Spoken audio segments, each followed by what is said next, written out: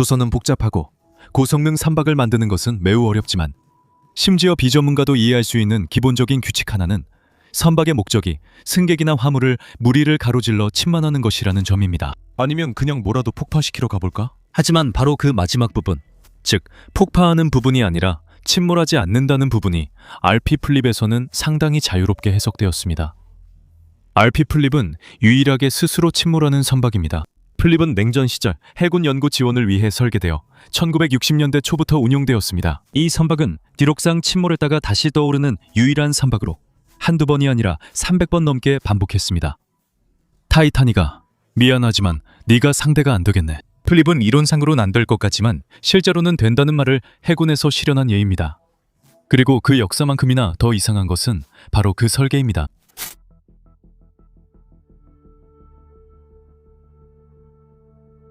이제 냉전의 한가운데에서 미국은 아주 특정한 문제를 해결하고자 했습니다. 바로 잠수함에서 핵미사일을 발사하면서도 잠수함의 위치를 노출하지 않는 방법이었습니다. 답은 즉시 명확해졌습니다. 해야 할 일은 파도 아래서 미사일을 쏘는 것입니다. 그러면 잠수함이 수면 위로 나올 필요 없고 적이 미사일 발사 위치를 정확히 알 수 없습니다. 이것은 서브로 프로젝트라고 불렸으며 단 하나의 문제가 있었습니다. 동사진 해저 지형에 의해 발생하는 해저 음파의 진폭 변동에 대해서는 거의 이해되지 않았습니다. 만약 소련 잠수함이 수면 위나 심지어 수면 아래에서 미사일을 발사한다면 당시 미국 잠수함들은 이러한 진폭 변동 때문에 적 잠수함의 위치를 정확히 파악할 수 없었습니다. 플립은 그 문제에 대한 해결책이었지만 해군 연구소의 누군가가 얘들아, 우리가 배가 절대 해서는 안 되는 일을 하는 배를 그냥 만들어서 연구해서 보면 어때? 라고 말하는 것처럼 간단하지 않았습니다. 물론 처음에는 기존의 선박이나 잠수함을 이용해서 연구를 진행하자는 아이디어가 나왔지만 이건 불가능했습니다.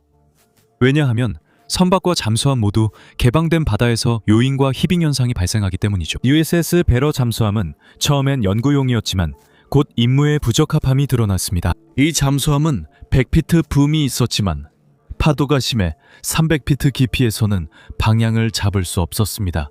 간단히 말해서 완전히 안정되지 않으면 소리의 방향을 정확하게 잡기가 어렵습니다. 어떤 플랫폼을 만들어야 할지 고민하던 중 당시 해군과 함께 일하던 과학자인 앨런 바이너 박사는 MOP가 거친 물에서도 매우 안정적으로 떠 있다는 점에 주목했습니다. 그래서 연고 장비를 안에 넣고 정말 큰 MOP를 만들어서 뒤집으면 어떨까? 그렇게 해서 RP 플립이 탄생했습니다. 원래 요구사항은 야심찼습니다. 새 선박은 수중 마이크인 하이드로폰을 설치할 수 있도록 300피트의 흘수위 필요했고 하이드로폰에 방해가 되지 않도록 매우 조용해야 했습니다. 선박의 잠수 부분은 높은 비틀림 강성을 가져야 했고 수면 위 부분에는 전자실험실이 갖춰져야 했습니다. 이 모든 것 외에도 한 가지 중요한 요구사항을 충족해야 했습니다. 모두를 죽이지 않고 의도적으로 스스로 가라앉을 수 있어야 했습니다. RP 플립은 연구 플랫폼 VU식 계책 플랫폼의 약자이며 이 요구사항을 완벽하게 충족했습니다. 그 독특한 능력의 핵심은 부력입니다. 플립은 정말로 가라앉을 수 없을 정도로 부력이 강해야 했고 이를 만든 건더슨 브라더스 엔지니어링이라는 회사는 이 문제를 해결하기 위해 선수 아래 모든 부분을 잘라내고 선박에 아주 긴 스파브이를 붙이는 방식을 사용했습니다. 이 때문에 위에서 보면 플립은 마치 배와 잠수함의 하이브리드처럼 보이거나 좀 더 창의적으로 보면 머리가 큰 기계 해룡처럼 보입니다. 부력의 원리는 꽤 간단합니다.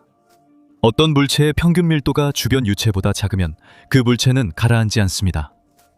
아르키메데스에게 경의를 표합니다. 플립에 부착된 부표의 종류는 스파 부표입니다. 스파 부표는 얇고 길며 수직으로 떠 있는 부표입니다.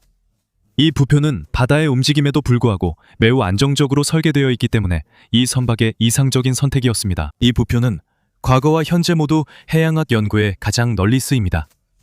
RP 플립의 스파 부표는 세계에서 가장 긴 부표입니다. 선박 전체 길이는 355피트, 즉 108m이고 부표만 해도 선박 전체 길이 중 315피트, 즉 96m를 차지합니다. 비교를 위해 말씀드리면 대부분의 해양학용 스파 부표는 길이가 몇 미터에 불과합니다. 이 부표 자체는 점점 가늘어지는 형태로 선미 쪽 지름은 6.5m이고 선수 쪽으로 갈수록 좁아져서 4m가 됩니다. 이 점점 가늘어지는 설계로 선박이 파도에 덜 민감해집니다. 10m 파도에도 수직으로는 1m도 채 움직이지 않습니다. 엔지니어이자 승무원이던 에드 차일더스는 이 선박이 거친 바다에서도 매우 안정적이었다고 회상했습니다. 에드 차일더스는 6m 파도가 배를 때릴 때도 상부가판에서 동료들과 커피를 마실 수 있었고 그 플랫폼이 실제 섬처럼 안정적이었다고 했습니다.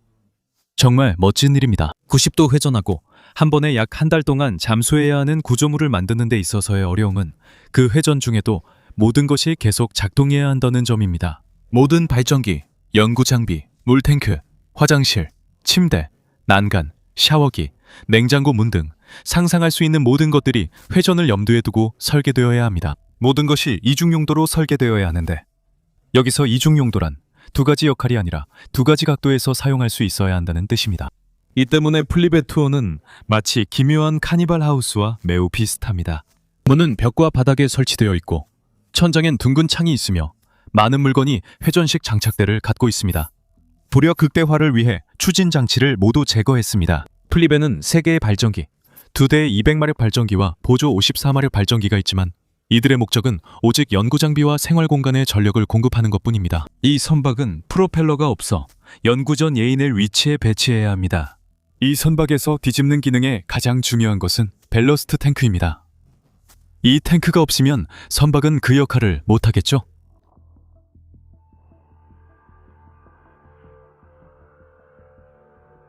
플립이 원하는 위치로 예인되면 선내의 과학자들은 연구 장비를 준비합니다. 이 중 일부는 스파부표의 외부에 설치되고 다른 일부는 필요에 따라 내부에 설치됩니다. 이후 과학자들은 선원들에게 신호를 보내고 곧바로 뒤집는 작업이 시작됩니다. 선박이 수평에서 수직으로 전환되는데 30분도 걸리지 않아 이것이 이 선박의 특징입니다. 한 30분 만에 이 선박의 흘수는 약 13피트, 즉 4m에서 300피트, 즉 91.4m로 변합니다. 이것은 많은 밸러스트 탱크에 의존해서 이루어집니다. 승무원들은 밸브를 열고 약 700톤의 바닷물이 탱크에 들어오도록 합니다. 침수는 선미에서 시작되고 바닷물의 무게 덕분에 그 부분의 부표는 부력을 잃고 가라앉기 시작하며 아래로 기울어집니다. 구역별로 밸러스트 탱크가 선수 방향으로 채워지고 공기가 빠져나갑니다. 탱크가 하나씩 가득 찰 때마다 선미는 해저 쪽으로, 선수는 태양 쪽으로 기울어집니다. 부표는 약 700톤짜리 기둥으로 변해 선박을 안정적으로 유지시키고 그 시점부터 과학자들은 자유롭게 연구를 진행할 수 있습니다. 플립은 16명을 수용할 수 있는데 이 중 실제 승무원은 5명뿐이고 나머지는 과학자들입니다. 이 상태로 약 35일 동안 바다에서 버틸 수 있습니다. 이 선박은 1,500갤런 담수 탱크와 시간당 31갤런을 생산하는 역삼투압식 담수화 장치를 갖추고 있습니다. 매우 안정적이지만 한계도 있었습니다. 에드 차터스는 1969년 하와이 근처 전시회에서 플립이 처음으로 시험받은 순간을 이야기했습니다.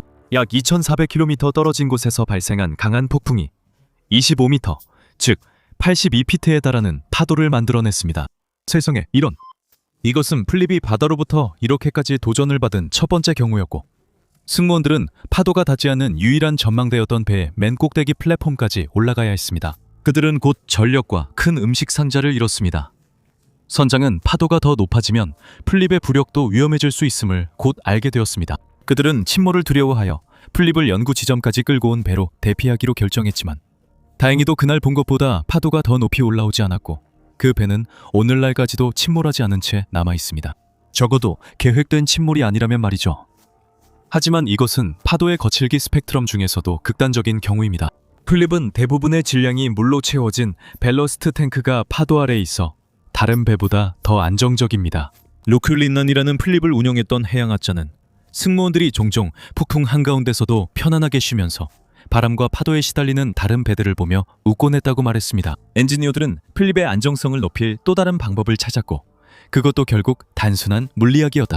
플립은 3개의 수중 다리를 내리는데 이 다리는 각각 나일론 줄과 꼬여있는 10톤짜리 닷사슬로 32,000kg 압력을 견딜 수 있었습니다. 그 정도의 압력을 견디기 위해서는 줄이 매우 두꺼워야 했고 이 줄들은 지름이 3.8cm, 즉 1.5인치였습니다. 이 방법은 대부분의 경우에 효과적이었고 안정성만 더해주었지만 멕시코만에서의 한 탐사에서는 강한 해류가 첫 번째 닷사슬을 끌어당겨 플립이 45도 각도로 기울어졌습니다. 이 순간이 플립이 원치 않는 침몰에 가장 가까웠던 때일 것입니다. 수중 해류가 실제 파도가 못한 일을 해냈기 때문이죠. 문제 해결을 위해 선장은 딩기보트에 올라 닷사슬을 묶은 나일론 줄을 잘랐습니다. 과학자들과 승무원들은 보통 한 달간 배에 머물렀습니다. 짐을 쌀 시간이 되면 플립은 압축 공기로 탱크의 바닷물을 밀어냈습니다. 이 과정은 선수 쪽 탱크부터 시작해 마지막엔 선미 쪽 탱크를 비웠습니다. 올바른 순서가 정말 중요했습니다. 필립에서 일했던 해양학 교수 존 힐데브랜드에 따르면 만약 선장이 평형수 탱크를 잘못된 순서로 채운다면 선박은 수평에서 수직으로 전환되는 대신 부력에 의해 생성된 힘이 선박을 수면 위로 띄우려고 하지만 실패하면서 선박 자체의 축을 중심으로 회전하기 시작한다고 합니다. 수평으로 돌아간 뒤 필립은 집으로 예인되어 다음 임무를 준비했습니다.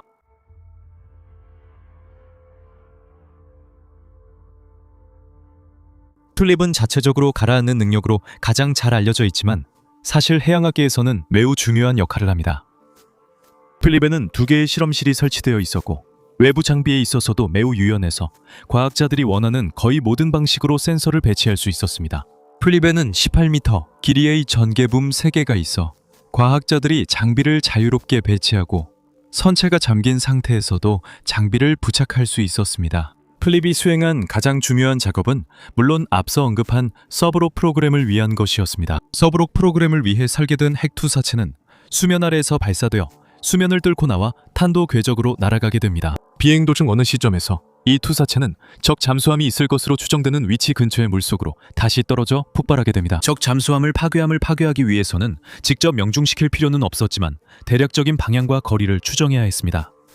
필립은 이것을 알아내는데 중요한 역할을 했습니다. 탑승한 과학자들은 레이저를 설치하고 미리 설정된 수중 음향 발신 장치의 위치를 찾았습니다. 필립이 매우 안정적이었다는 사실이 그 실험들에서 실패와 성공을 가르는 차이였습니다. 또한 소리로 인한 약간의 간섭도 있었습니다.